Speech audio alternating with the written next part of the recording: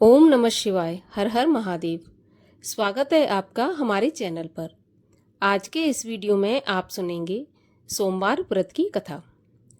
सभी प्रकार की व्रत कथाएं सुनने के लिए और हमसे जुड़े रहने के लिए आपको केवल हमारे चैनल को सब्सक्राइब करके बेल आइकन पर प्रेस करना है। आज की कथा अच्छी लगे तो लाइक करना है और शेयर करना है। तो चलिए अब हम सुनते हैं सोमवार व्रत की कथा। एक नगर में एक बहुत धनवान साहूकार रहता था। उसके घर में धन की कमी नहीं थी, परंतु वह बहुत दुखी रहता था क्योंकि उसके कोई पुत्र नहीं था। वह इसी चिंता में दिन रात दुखी रहता था। पुत्र की कामना के लिए वह प्रत्येक सोमवार को शिव जी का व्रत और पूजन किया करता था तथा सायंकाल मंदिर जाकर शिव जी के सामने दीपक लगाया करता था। उसके इस भक्ति भाव को देखकर एक समय माता पार्वती ने शिवजी से कहा, प्रभु, ये साहूकार आपका अनन्य भक्त है, सदैव आपका व्रत और पूजन बड़ी श्रद्धा से करता है। आपको इसकी मनोकामना अवश्य पूरी करनी चाहिए। तब शिवजी ने कहा, हे पार्वती, ये संसार कर्म क्षेत्र है। किसान खेत में जैसा बीज बोता है वैसी ही फसल काटता है। उसी तरह मनुष्य इस संसार में जैसा कर्म करते हैं वैसा ही फल भोगते हैं।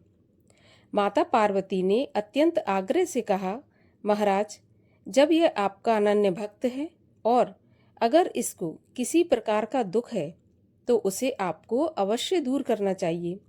आप तो सदैव अपने भक्तों पर दयालु रहते हैं और उनके दुखों को दूर करते हैं।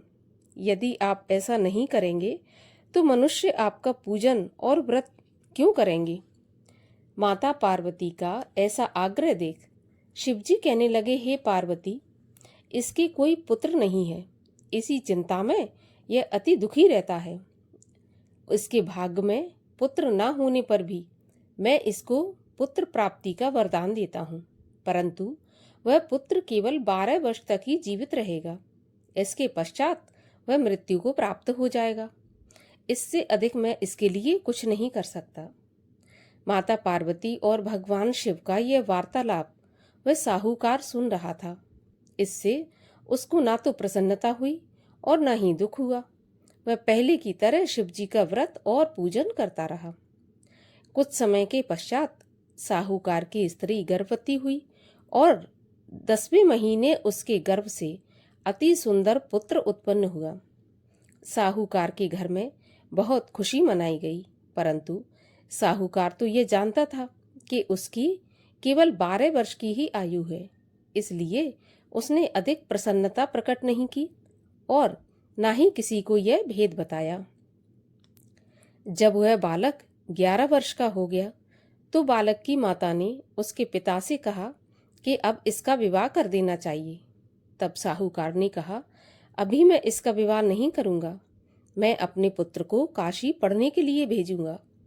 साहूकार ने बालक के मामा को बुलाकर उसको बहुत सा धन देकर कहा, तुम इस बालक को काशी पढ़ने के लिए ले जाओ और रास्ते में जिन जिन स्थानों से भी जाओ, यज्ञ करते, ब्राह्मणों को भोजन कराते और दक्षिणा देते हुए जाना। दोनों मामा भांजे यज्ञ करते, ब्राह्मणों को भोजन कराते तथा दक्षिणा देते काशी की ओर चल पड़े। रास्ते में एक शहर पड़ा।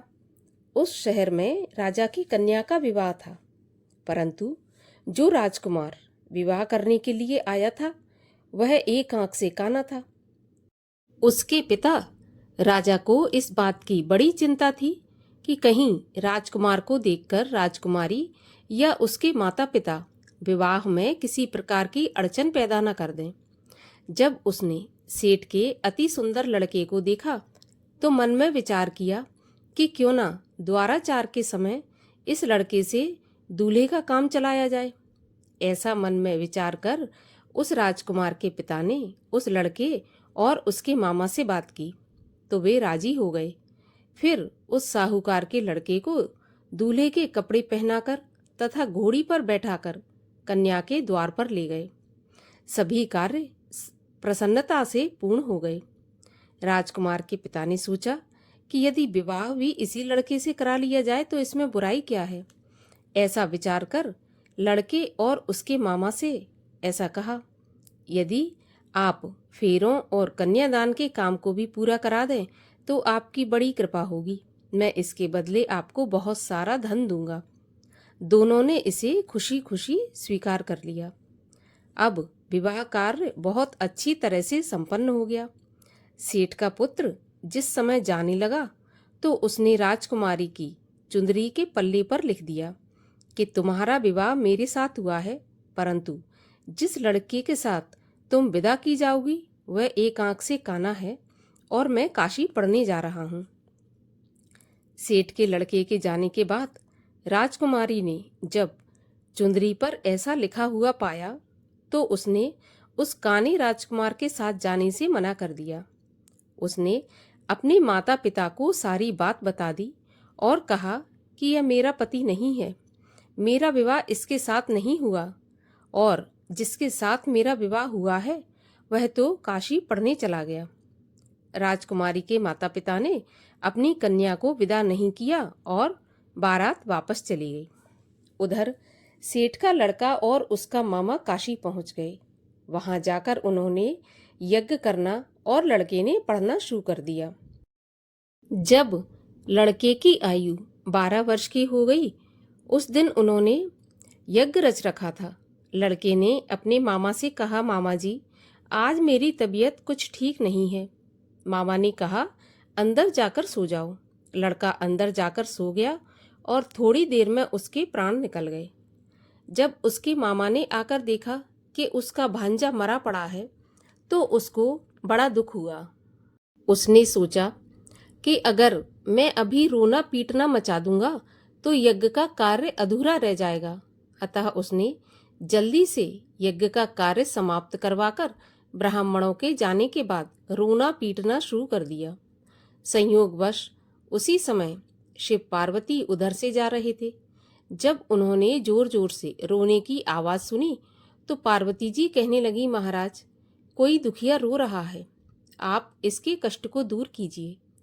शिव पार्वती वहां पहुंचे तो उन्होंने पाया कि वहां एक लड़का मरा पड़ा था। माता पार्वती कहने लगी, महाराज, यह तो वही सेठ का लड़का है जो आपके वरदान से उत्पन्न हुआ था। तब शिवजी ने कहा, पार्वती, इसकी आयु इतनी ही थी और यह भोग चुका। तब पार्वती जी ने कहा, महाराज, इस बालक को कुछ आयु और दे दो, नहीं तो इसके माता पिता तड़प तड़प कर मर जाएंगे। माता पार्वती के बार बार आग्रह करने पर शिवजी ने उसको जीवन का वरदान दे दिया। शिवजी की कृपा से वह लड़का जीवित हो गया। शिवजी और पार्वती कैलाश पर्वत पर चले गए।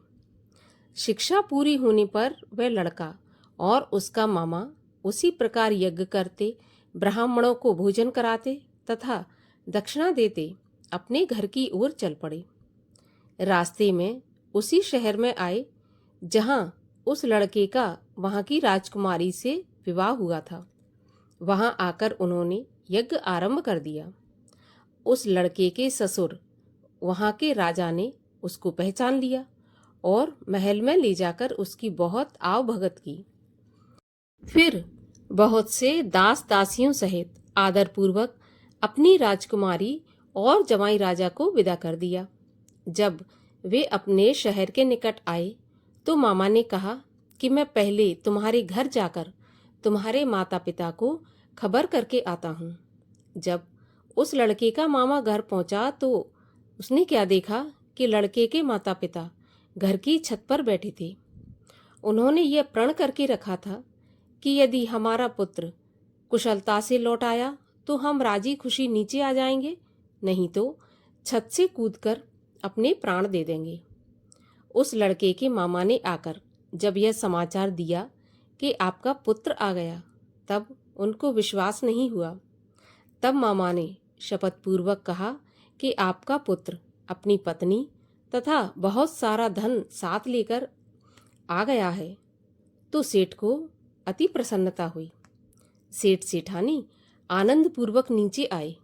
बाहर आकर उन्होंने अपने पुत्र तथा अपनी पत्नी का भरपूर स्वागत किया। सभी प्रसन्नता से एक साथ रहने लगे।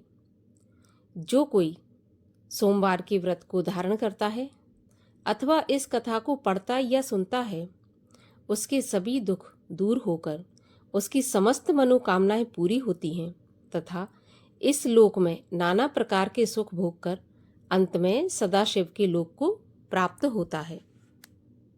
भगवान शिव की आरती।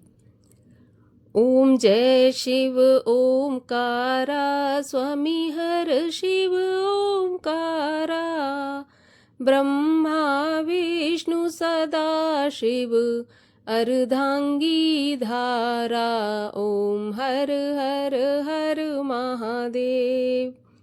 एकानन चतुरानन पंचानन राजे, हंसानन गरुड़ासन वृषवाहन साजे। ओम हर हर हर महादेव। दो भुज चार चतुर्भुज, 10 भुज ते सोहे, तीनों रूप निरखता त्रिभुवन जन मोहे। ओम जय शिव ओमकारा। अक्षमाला वनमाला मुंडमाला धारी, चंदन मृग मद सोहे, भोले शुभकारी। ओम हर हर हर महादेव। श्वेतांबर पीतांबर बाघांबर अंगे, सनकादिक ब्रह्मादिक भूतादिक संगे। ओम हर हर हर महादेव। करके मध्य कमंडल चक्र त्रिशूल धारी, सुखकारी दुखहारी जगपालनकारी। ओम हर हर हर महादेव। ब्रह्मा विष्णु सदा शिव जानत अविवेका, प्रणवाक्षर के मध्य ये तीनों एका। ओम हर हर हर महादेव। त्रिगुण स्वामी जी की आरती जो कोई नर गावे, कहत शिवानंद स्वामी मन वांछित फल पावे। ओम हर हर हर महादेव।